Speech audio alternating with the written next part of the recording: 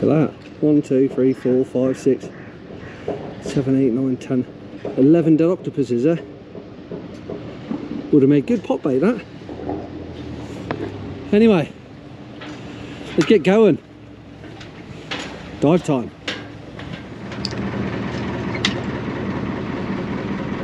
It's flat today, but it's also quite a big tide.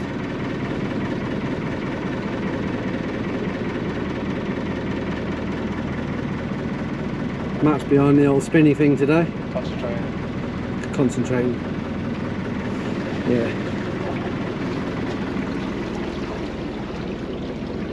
Can't go that way further because you'll run aground because that's shallow.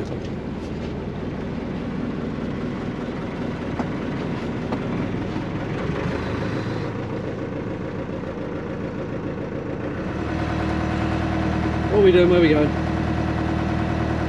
We don't know. Right. Right, okay. The tide's going to be going a little bit south to slacking. Yeah. There might be a bit of a drift to start off with. Yeah, it's quite green at the moment, so we'll find somewhere to go. You're going to get in first? You can. Okay. We better get our gear ready then.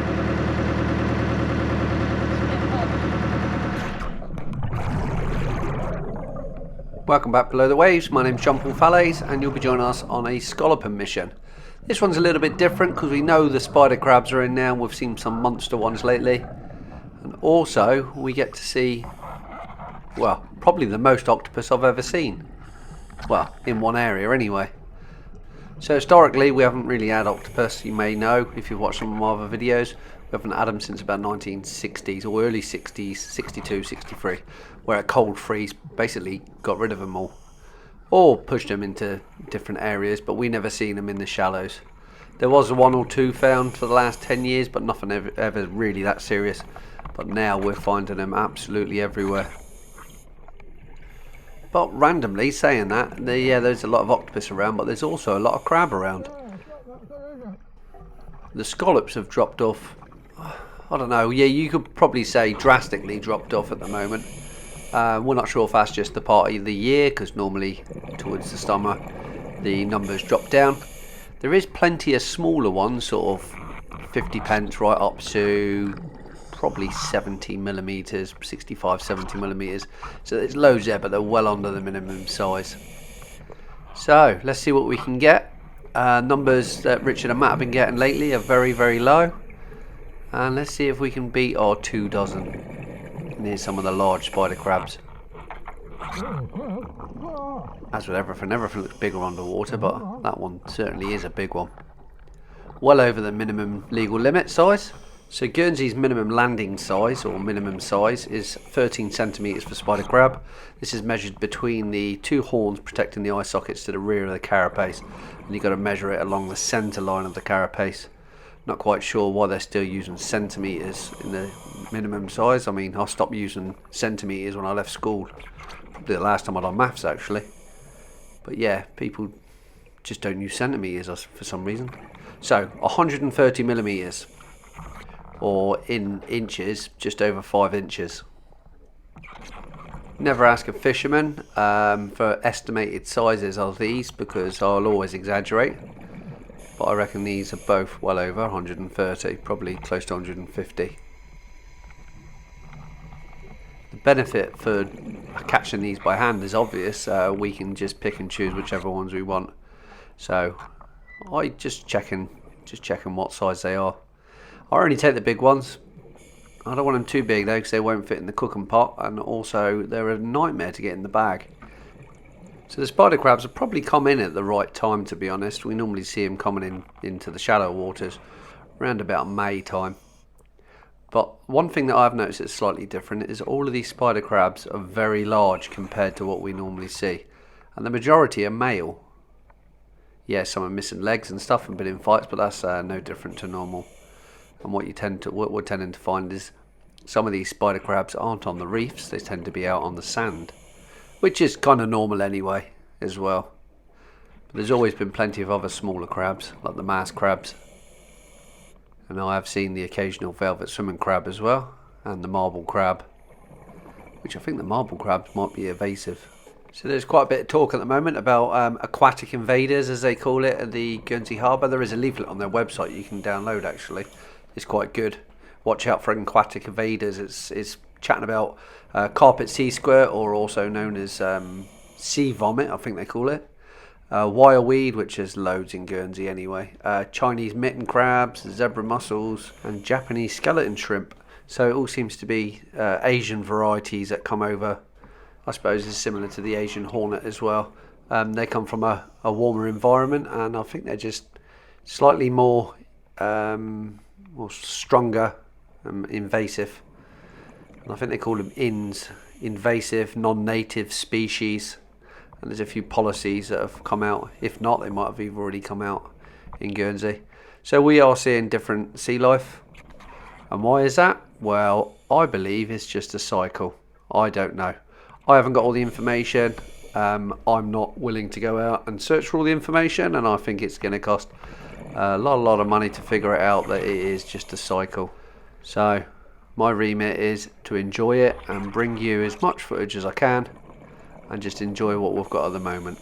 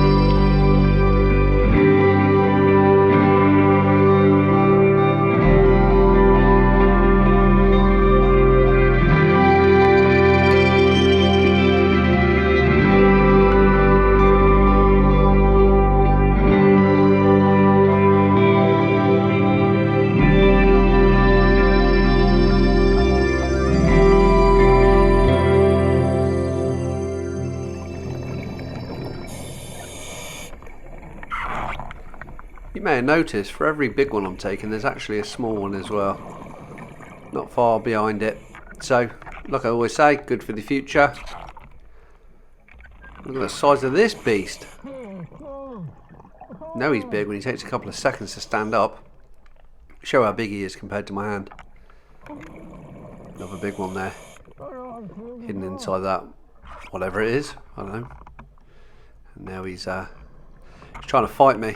So I'm going to go get out of here quickly. Now I do want to take a couple of these spider crabs home for my dad and my sister. But which one do I take? Well, I always tend to leave it towards the end of the dive. There's no point grabbing one now and his legs will be sticking out my bag and all sorts going on. So I'll just keep scalloping for a little bit. There will be loads at the end, don't worry about that. Oh, I know what that is. It's a bit the Beaufort. Let's try and get Mish's attention, and then we'll go for a swim around it. The tide is pulling us hard south, which is the direction we're travelling in. You can probably see that by the snot in the water. So we're going to swim back against the tide. It's well worth the swim. I love this bit of wreckage. There's always stuff hidden below, or around, or on top. A few big spider crabs there. Again, all male, and there's an absolute monster that's inside that crab pot. But don't worry, you can get out. What I'm expecting to see is wrasse laying on top of this. There we go. Straight away. Big Coca-Cola wrasse. They're Ballon wrasse. I'm not quite sure they're if they've got a collar name, but they come in different colours, and this one I'm saying they're Coca-Cola coloured. There's another one there, it's a slightly browner. Swimming off. I think we woke them up.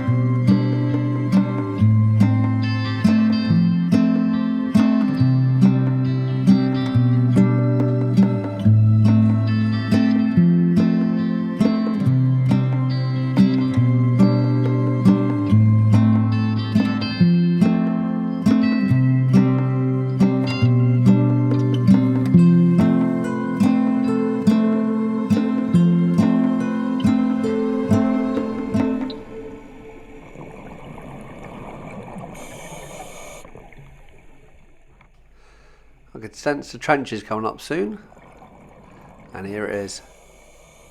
Same again, been down here loads of times, everyone knows what it is. There's a divot where the cable goes down. This location's completely buried.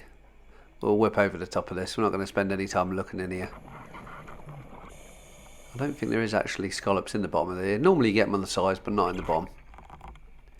Just a place all the shells congregate and they wash with the tide into the divot.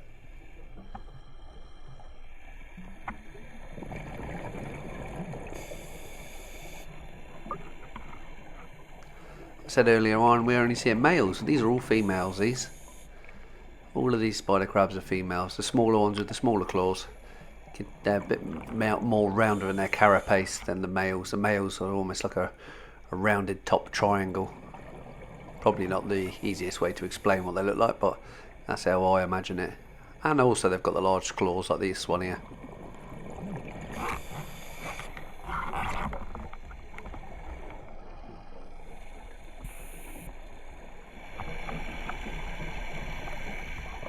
Yeah, some nice bigger ones now. South of the trench I tend to get larger ones. But as I say, the numbers are well down at the moment. Probably just the time of year.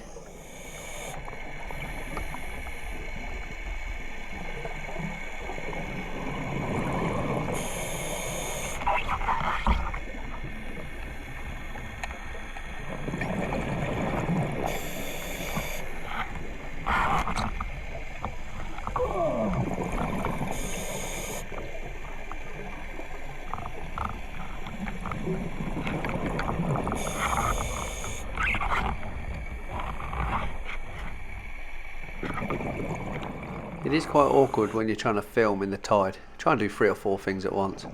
This is quite cool. Not quite sure what it is. Looks like the outlines of some sort of shipwreck. I'm guessing it's probably something else from the Beauport. There's loads of bits of areas like this which have been dug out with some plates. And also some monstrous spider crab. Look at the size of it compared to Mish's hand. 2 of them. Big beast. Still quite early in the dive, and I think we'll just carry on. But look at the size of this. A good size of these is when you can get the claws right the way around your waist and wear it as a kind of belt.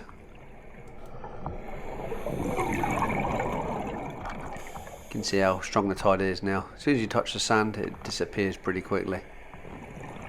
But it's quite good. This is what we like. This is a drift dive. It's hard to tell you what your body feels like when you're in this current, to be honest. I mean, you can turn around and swim against it, but it does take a lot of energy.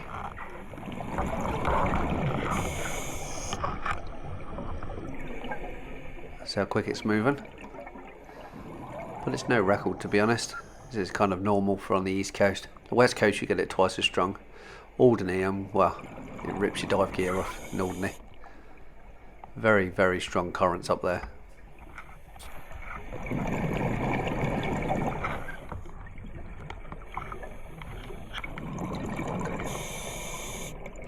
Right, it's almost time I choose which spider crab I want. To be honest, I only like the ones that have got really bright legs and are large. These ones are a little bit dirty, a little bit small as well. I want some large enough it just about fits in the cooking pot, but not too large where I've got to flip it over mid-boil.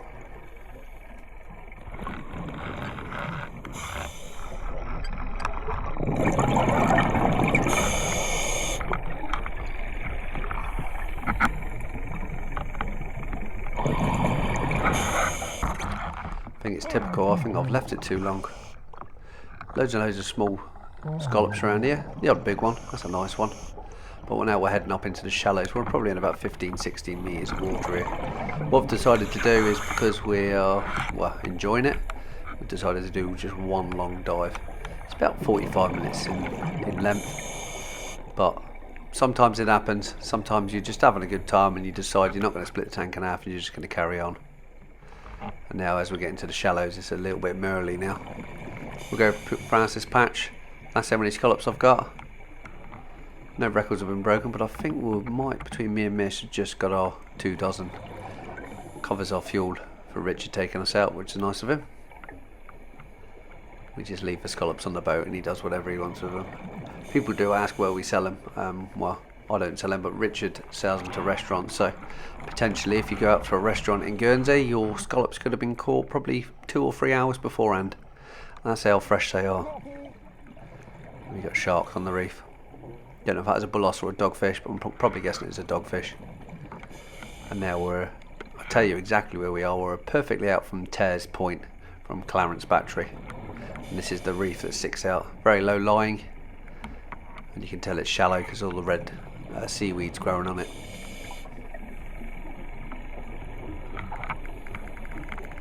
Well, we got 2 options. We either follow the tide and swim through the middle of this reef, or we try and pick and choose which way we want to go. And just as we're about to decide what we're going to do, a big octopus swims past us and then disappears into the gloom. We swam into the tide now, so am I going to be able to get back to see where he was? Got to collect my thoughts, wind my bag in a little bit, and let's try and track him down. Not quite sure if we're going to find him. Didn't see which way he went. There's an octopus's garden here. And there he is. That's him swimming. We have actually seen them kind of, maybe not getting their confidence, I suppose. They're probably confident anyway. But we are seeing them out swimming now, free swimming, where last year they weren't actually swimming. And to that fact, at the start of the year they weren't out swimming. But now they're out on the hunt actively. Probably got used to divers by now. And this one is weird compared to the rest because he's actually changed shape and colour. One thing that I was amazed to read is actually these things have only got one receptor in their eye, so that means they probably can only see in black and white and not in colour. So how do they know what colour to blend to? How do they know what shape to blend to the point? But this one has matched it pretty good. So all coleoids do that, so that's octopuses, squid and cuttlefish. And they are amazing at manipulating their body's colour to change to the rocks. Coleoid skin it's basically a whole organ system in its own, with a 2-dimensional space for the skin. The skin is packed with chromatophores, pigments containing cells that are under direct neural control. They can expand and contract and produce different patterns of colours on its skin. These little cells are called lucifores, and in some of the cephalopod cells they produce changing reflectance and iridescent colours known as iridophores. Randomly I looked under the other side of the rock and there's another one sticking his head out. Probably thinking, what are you doing here? You can see his little garden, he's got his scallop shells he's collected. Now, are these shells being collected and stored here as camouflage, or have they been collecting them to eat? Well, I don't know, to tell you the truth, because I'm yet to see a live scallop there, but I'm guessing they do. And just as I was getting tapped on the shoulder by Mish, I was actually laying on top of one. So there's a third one under here. All decent sizes, again, got his own little garden. Not bothered about what size he takes, scallop wise. There's no, it's only illegal to land them. So he hasn't landed them, he's eaten them straight away, so he's not breaking the law. Let's have another quick look at this one around the corner, because he's really nice, this one. He's changed shape and colour. So how did they manage to look at colours and stuff and how to know to change into this shape when they've only got one photopigment in their eye? And the experts think they're seemingly colourblind. So how do they match the background? And again, the experts say the chromatophores, they don't seem to have no feedback to the central brain. So how do they change their pattern? Well, the experts believe that all cephalopods' ability stem from the complexity of their skin structure. So the outer chromatophores are like a color pixel in a TV screen, but they're expansible. Pigment is contained in an elastic sac that is pulled by the muscles and go from barely visible, like pinpoint, to a sprawl of colour, you know, whatever colour they are, yellow, red, black, brown, white, you know. This muscle relaxes again and it shrinks to invisibility, so it completely disappears again. So basically what the skin's doing is it's just reflecting the light of what's around it, which is kind of really, really cool. And I can kind of see it here because the suckers aren't changing colour, they're the same as the rock, but you can see the red reflecting off of it, and as I turn angle the red disappears because obviously the light isn't reflecting back off the skin. That is amazing, and I know there's a lot of scientists that are still looking at these animals, because if there was a good candidate for being an alien from a different planet, I think cephalopods are probably high on the agenda, and they are so brainy as well. See if he'd touch my hand. When they flush white, that normally means it's aggressive, but when they're like this, he seems to be quite happy. So, see if I can pat him. Last thing I do is want him grabbing hold of me, because 8 arms and I've only got 1 reg and 1 mask, he will probably rip it off. But these things must be able to change colour as well, because in a boat they change red, they change all sorts of different colours. So another thing they can do is a little bit of defence, is they can put on a fake eye or make it look like they've got an eyes in a different position and actually hide their own eyes. It's very hard to film with this Insta360 because the depth of the lens isn't very good. Could have been 900 away, but I want to get right in close, but I can't.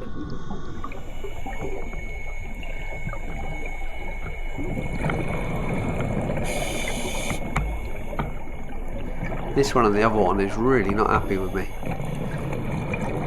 Just shows how close they're willing to live next to each other as well. Not massive octopus, but big enough. And believe me, they're very strong. You try getting one of them off the deck of a boat, you won't pull it off, that's for sure. So let's go. Let's leave these be. Let's go look for some more, because I'm sure there's a load more around here.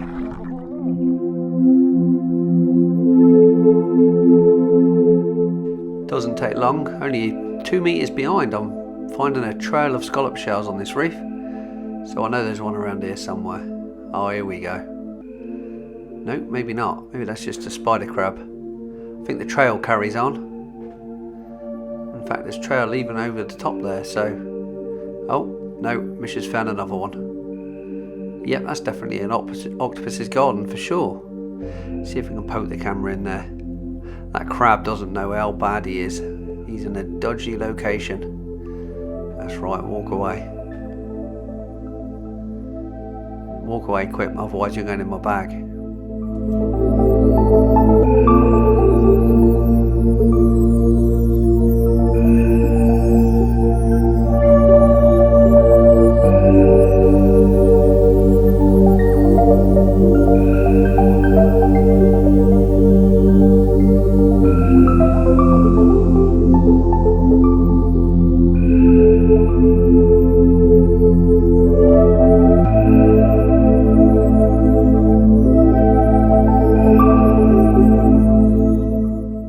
Humongous, I can only see his arm. Anyway, let's carry on, see if we can follow this trail of scallop shells.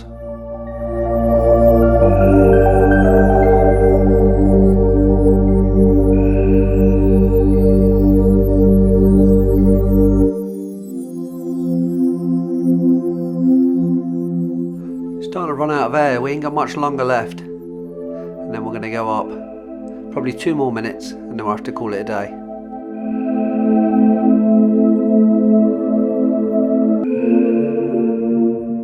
The other octopuses are just over my left shoulder now. We haven't actually gone that far. We'll probably swum no less than 10 metres, probably 7 metres. We're on the trail of more. Plenty more empty shells around here. Look at that over there. I can guarantee you that's an octopus's garden.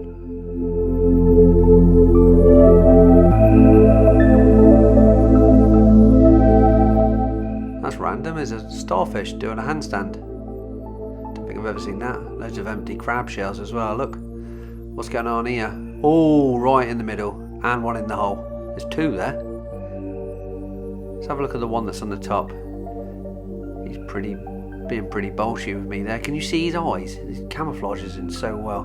Just see his eyes up on the little stalks. Watch out, Mish, there's actually one in the hole as well. Don't want him coming out and grabbing you.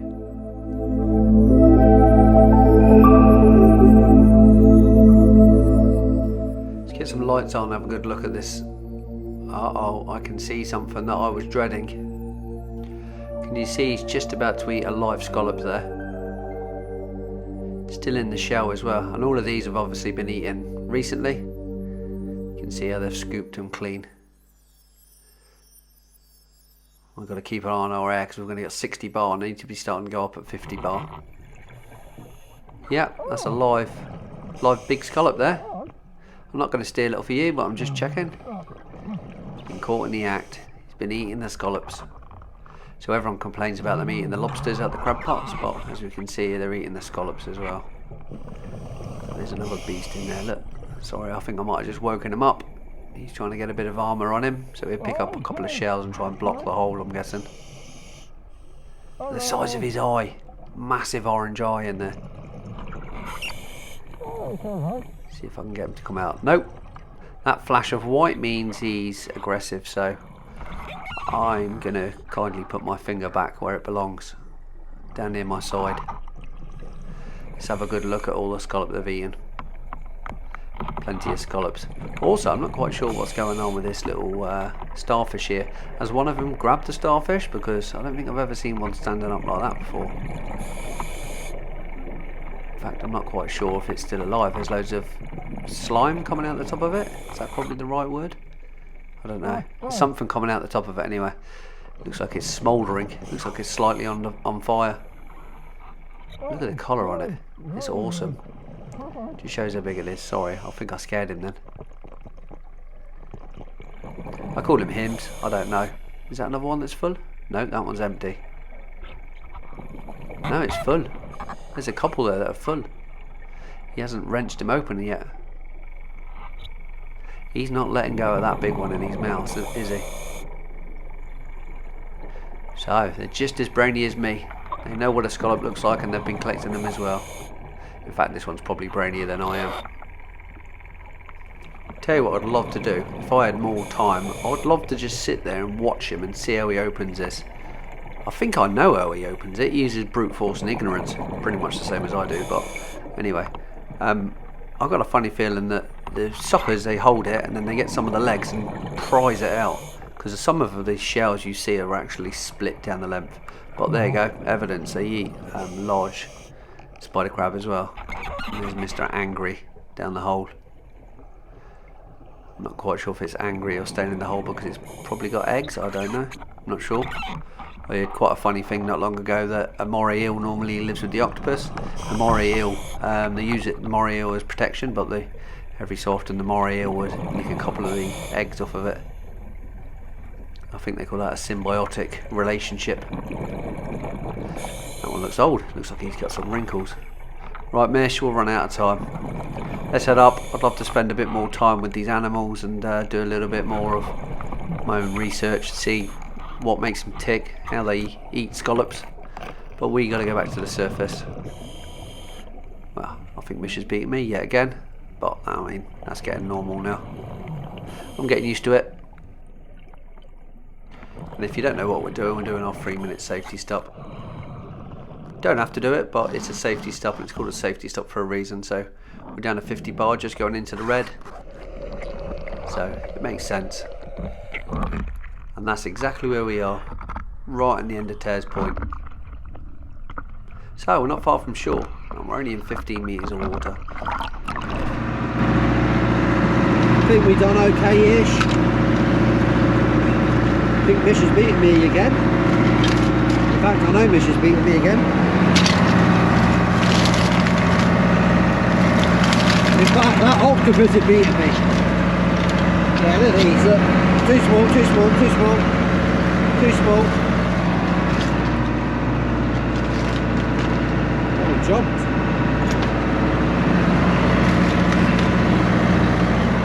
Too small. Oh, that's a nice one. Well, it would have been. No, it's not. I thought it was, but I don't think it is. Fish paste. Chicken paste. Oh, really? No, it's not. It was a nice water bottle because I can see air bubbles inside the bottom. It was nice, but it's broken. These are shrunk. I'm tempted to pick them up, just throw them back in the sea. The whole lot. Oh well. Let's count them, but I think there's a few that are small there. All the mishes are going back. There's Nipper Girl coming up. There's our brushy on the front.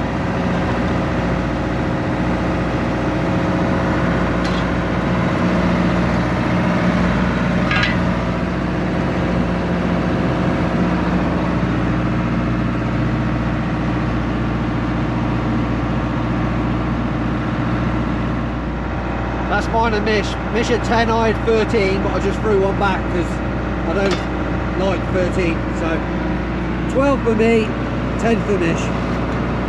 How many octopus? Loads of octopus, absolutely loads. I think I've probably seen about 7. But the sea, here, look at that. The colour of that is a lot better than down over there. We were absolutely green, and this is more, well, less green, I suppose. It's like oil shimmering. Matt's about to get in.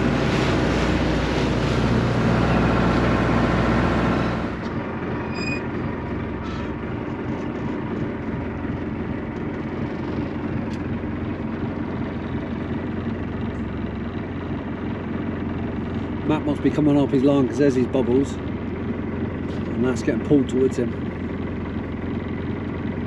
We got to hurry up because we got a cruise ship that's in there and they are leaving in 25 minutes.